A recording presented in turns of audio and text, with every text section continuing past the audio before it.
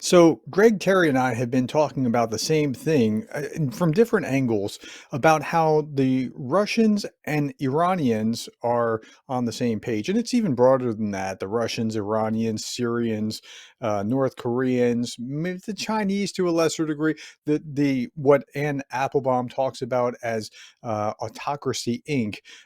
Are all kind of getting together. Now, I've approached it differently than Greg, but we just decided let's compare notes because you were talking about this yesterday, and I found what you were saying intriguing. So I looked at it and I thought, okay, from Putin's perspective, anything that helps take the West eyes off of what's going on in Ukraine is good for him. That's a win. But it's more than that. So tell me what you see that's more than that. And let's just look at, a couple different directions. Well, the first thing I wanted to validate, Prof, and it's nice to see you, is make no mistake about it. Russia is interconnected throughout um, Israel. They're connected through Hezbollah, through Hamas. They're partnering with Iran. There are relationships with China that are growing and Hmm. they will continue to grow. And we haven't even got to Ukraine. I Hmm. am a Yeah. firm believer that Russia, and I called it the Kremlin connection, is doing everything possible to distract the world from assisting Ukraine at a very valuable time in this process that we're now pushing 3 years in this full scale war. And we are coming to a place in certain areas. We know that Ugladar just fell, and it is strategically important. We know Hmm. that Ukraine has their initiative going in the Kursk region, and they are having some success. But I was sharing with folks the other day, there are about 120 glide bombs that fall on Ukraine every day, over 3,000 a Hmm. month. So Vladimir Putin, in my opinion, and the Kremlin connection is willing to begin to show some of their cards, some of their connections through their terroristic connections with Hezbollah, Hamas.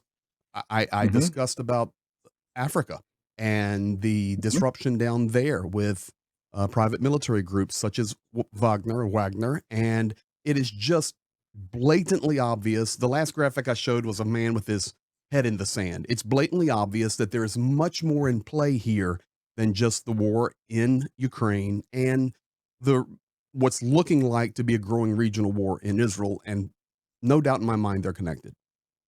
So it seems to me like it's almost like Wagner, where they were like, we don't really exist, to no, we exist and we're here and this is who we are. That's what Russia has done with monkeying in other parts of the world, specifically around Israel, Syria, those kind of things. Like we knew they were involved in Syria and they were cozy with Syria, but before they were acting like it wasn't a thing. And now they're like, I'm happy to make it a thing. And I think that's, correct me if I'm wrong, I think it's because the highest prize is Ukraine, and these other things are things that they would like to do, but they don't quite merit as high on their scorecard. Does that make sense? And so they're willing to do these, show these other things here because really what they are ultimately after is the prize of Ukraine. That would be the jewel of their empire. Well, I was sharing. Number one, I completely agree with you. The value that is inside Ukraine, not only politically, geopolitically, but also just in the scale of natural resources, direct access to different locations of the world. I was actually showing the map, and I had the two black lines coming down, just showing the geographical line of disruption that's Mhm. happening right now in the world. And what I think is going on personally is a concerted effort to disrupt the world. It's at the prime time of the American elections. It is at a Mhm. time where Europe evidently is becoming a little bit destabilized. There are Mhm. different factions. We just saw the elections in Austria. They're going a different way than they've went in many years past. We're seeing the same things in Italy. We're seeing that in the Netherlands. We see a transition in the leadership for NATO. Mark Rutte is now the leader. Now Jens Stoltenberg is gone. There's a total transition happening in the world right now. And it's like a magician. You know, you have the art of look over here at what I'm doing while I'm actually doing something over here. But for Mhm. us, in complete agreement, Anything that Vladimir Putin or the Kremlin can do to distract the absolute horror that's happening on the front lines in Ukraine is, I don't want to call it a win for them, but it helps their initiative in Ukraine and globally. Okay, so if I'm reading this right, and you were talking about the connection with Syria and Iran and showing the map, and there's a reason that the Russians are dealing with the Houthis and that sort of thing. Okay, so that is all secondary, but the two prime objectives are one, Ukraine, and two, just general destabilization, general breaking the rules so that they can rewrite world order. I mean, that seems to be the second big thing. Like if they can get those two things, anything else that contributes to that is a win. You Is that fair realize, as well? completely agree. You realize that Right. Benjamin Netanyahu just called out Macron by name 24 hours ago? Hmm. And I mean, by name. Hmm. We are seeing this is the tentacles of decades of work. Many of these Hmm. weapons that Israel is discovering in these Hezbollah tunnels, in layers, in bunkers, in storages, as they have done this minor incursion into Lebanon. And to be honest, that is what pushed me to go ahead and get this video out yesterday. Hmm. Discovering these things are validating So what quickly we see. recap for those that haven't seen it. And if you're not a subscriber to Greg Terry's channel, go over and see at Greg Terry Experience to see what he was doing. But a quick recap. Well, the recap is, and actually, I'll put the link in the video right now. You can see that I break it down, but there are Russian weapons dating back even to the 70s, the Soviet Hmm. Union, all the way up to modern time. 4 to 5 different types, different classes of weapons, from early drones the Soviet Union developed to different classes of RPGs, anti-tank weapons, and other technologies that Israel is discovering as they are pushing on this ground invasion. I then was trying to bring a validation and proof how the weapons got there potentially, where they came from, of course, through a third party, the primary candidate for that being Syria, where Russia Hmm. has over 100 military installations between substations and full blown military bases, 20 full blown military bases. On the video, I show Yeah. the map of that where they're located. And then I even bounced it off. We have the connection of Iran and the Caspian Sea and the free exchange of goods that are going there that are basically unchecked globally, other than spies and Hmm. secret organizations trying to keep an eye and watch like an eye in the sky. Nobody really knows what's happening in that exchange. I then layer on top of that, and it just came out yesterday, I believe, after I made the video, how much supply North Korea has given Russia. It's It's unbelievable. it's crazy. The volume of weapons. And I started talking about, and I tried to debunk the argument. Well, it's old Soviet stuff. It's 50% not firing. Well, that's 50% that is firing. It's still Hmm. mass quantity. But to focus in back to Hezbollah and Syria and Russia, many of the weapons that they are discovering in southern Lebanon on the ground incursion are 100% Russian manufactured. Hmm. I showed the That's right. pictures of them. And the reason we call out Syria specifically is that Rice drone system, only Right. publicly known, Syria was equipped with those, and they're finding those in Hezbollah hands. So So it's what obvious.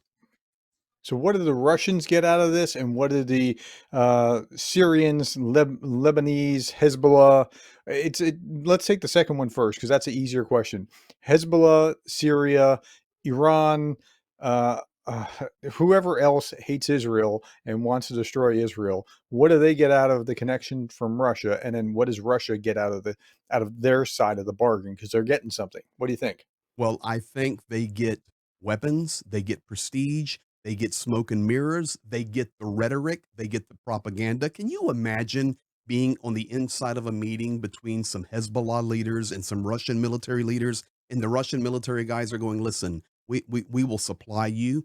You keep the pressure on there. We will send you RPGs. We will send you anti tank. We will send you drones. We will supply you. Look at the mass of our country. Look what we're doing. Look what we stand for, standing Hmm. against that West and that ideology. So you know that they're pumping that. I mean, that's what I would do. And then, of course, if you are looking and you're hungry for weapons, and obviously in that war torn region right now, Yeah. Hezbollah is hungry for weapons. We know that in general, Hezbollah is basically a proxy of the Iranian government. And we know that that is an open supply of weapons and technology. Yep. But let's be honest, I have to take us out of the United States right now. Let me take us out of the Okay. United States. Let me even move us out of Europe. Let me take you now to the Middle East. I've spent a lot of time in the Middle East and I've spent a lot of time in Africa.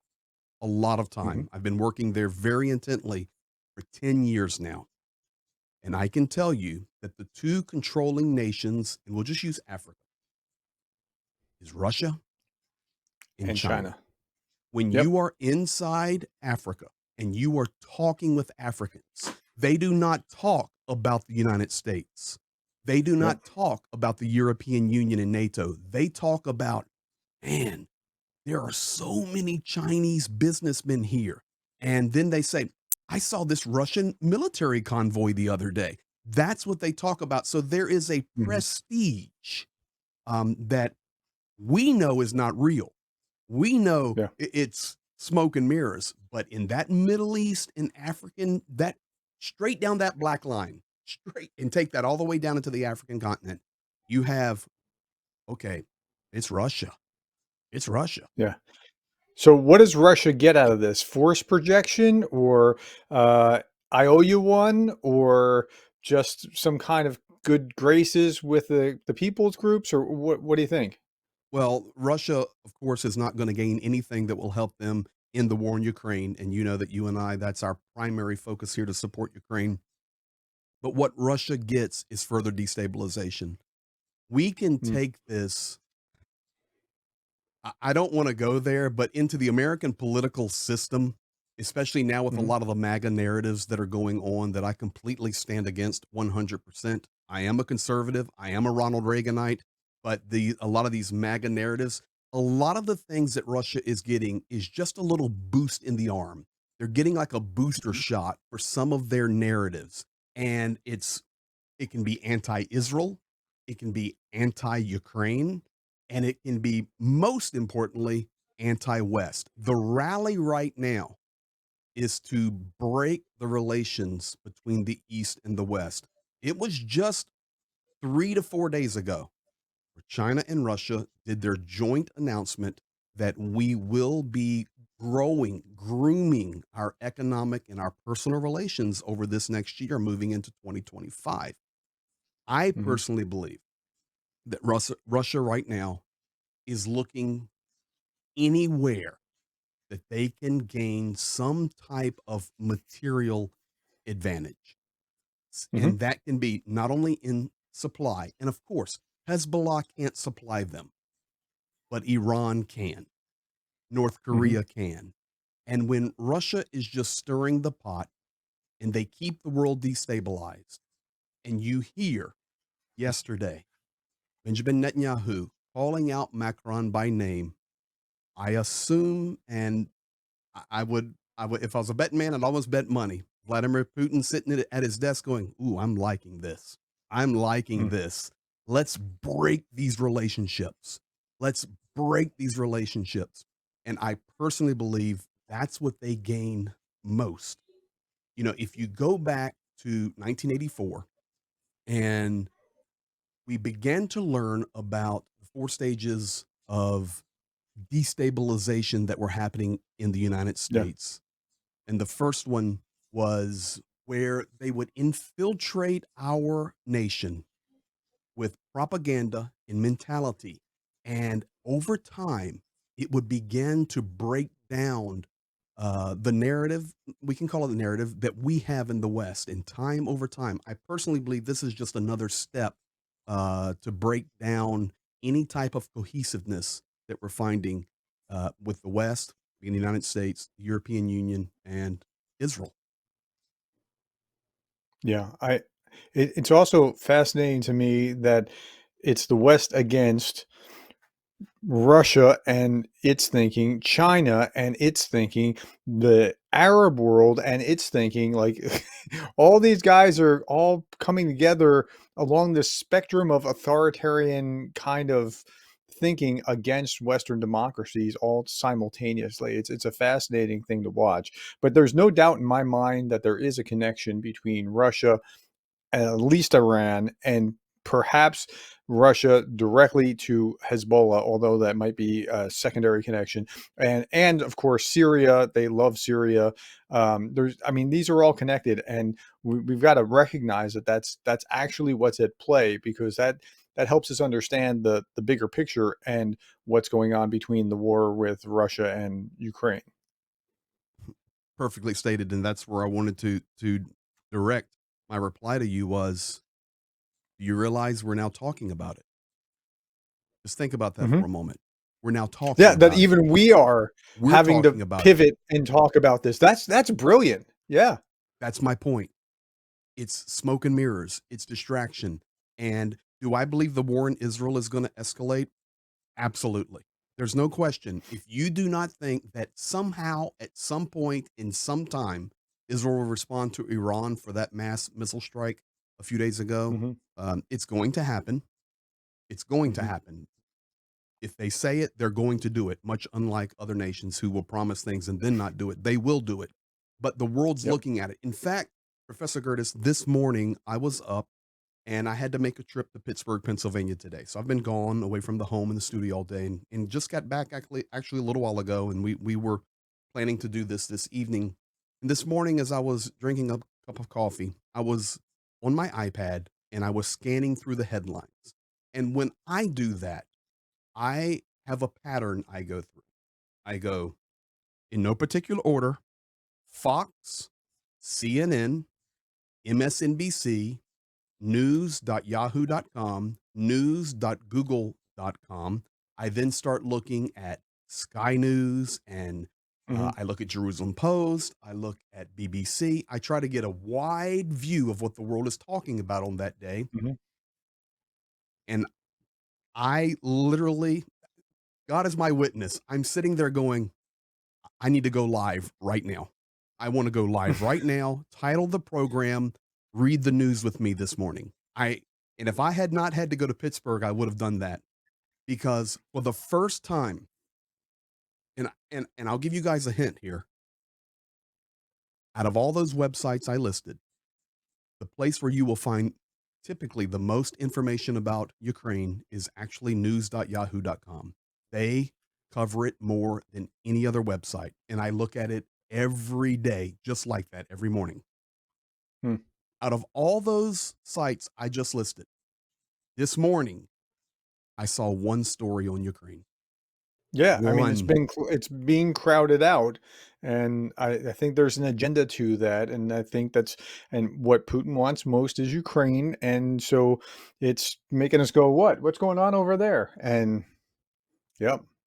That's why I I'm confident that he has no concern that Russian weapons are being found in tunnels Mhm. under the ground, whether it's in Gaza, where they have been found months and months ago, but now in larger quantity in southern Lebanon. We're talking significant quantity, and proven, validated photos, videoed, Israelis there taking the pictures, and I mean it's newer stuff. Yeah. Um, so this one was a little bit stronger and more important, but in my opinion, he doesn't care, because it's accomplishing the purpose, and that purpose is just take your eyes and move it from target to target to target to target, meaning, let's look at Ukraine a little while, and then we're going to go look at Israel Yeah, a little yeah. while, and then, So oh, we're going to look at China, India, Iran, but we're So now, not so now focused on that anything. puts us Yes, in a sir. little bit of a dilemma then. So we have to cover it,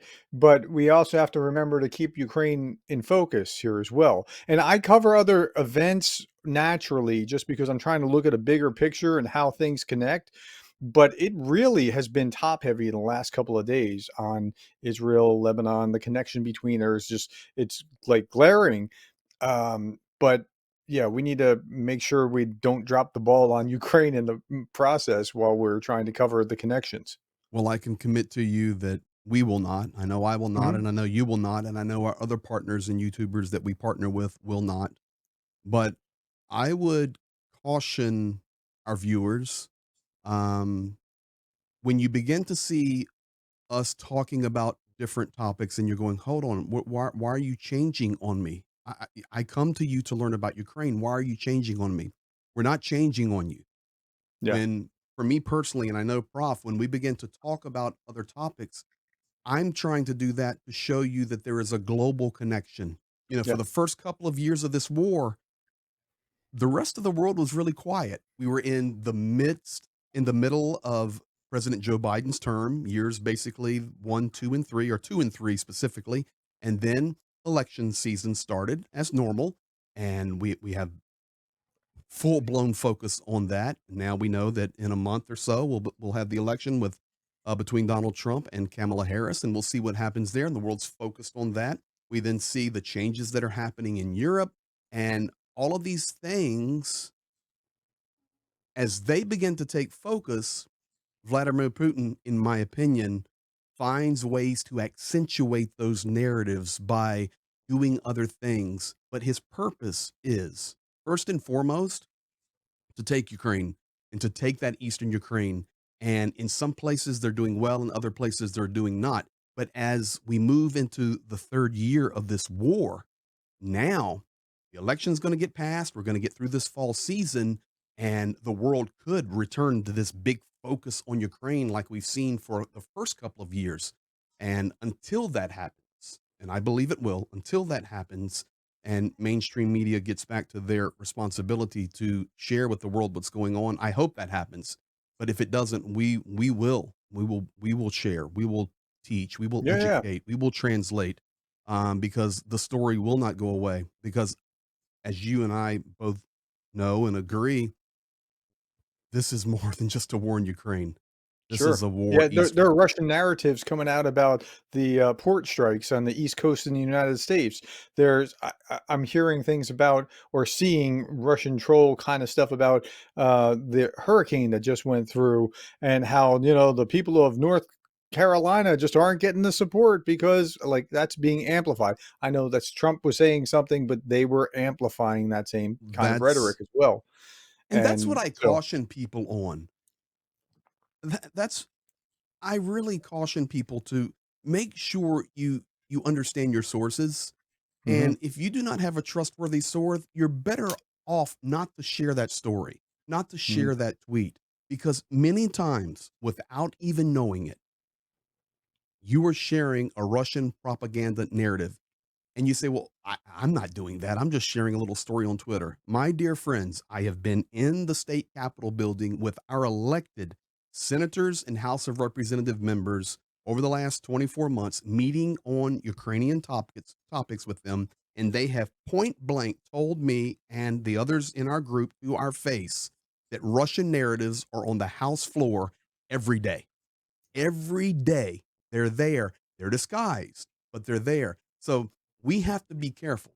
Check your sources. Make sure that you're sharing accurate information, because if not, and I know right now it's so heated in the United States because of the election, and we're being Mhm. divided more every day, but make sure you're not sharing Russian narratives. And I try to encourage people on my live streams, if you're not building up, you're tearing down. And we need to Mhm. focus on bringing people together and building each other up. That's right. Well, hey, man, I don't want to take too much of your time. Thank you for your thoughts and sharing that. And if you're not a subscriber to Greg Terry's channel, it's at Greg Terry Experience, and you'll find a wealth of information and understanding about Ukraine there. All right. Thank you very much, Thank you, Greg. Prof. I appreciate Yep. it.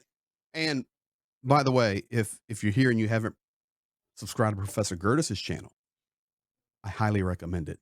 He's really smart, even if he doesn't have the sweater vest on today. Well, I don't yet. It's too hot in my state right now. I mean, I know it's fall, but I'm still walking outside and sweating. Uh, So long about November, the sweater vests come out and they stay till February, March, something along those lines. I can't So wait. In fact, anyway, you know, when we get to that season, we're gonna do a joint sweater vest stream. oh, you have a sweater vest. I I'm do, and a impressed. bow tie, and a bow tie. Wow, I like bow ties too. That Let's works. go. All right. All right, We're have a good digressing evening. though. All All right. right. We'll Good see you. night, everybody. Bye-bye.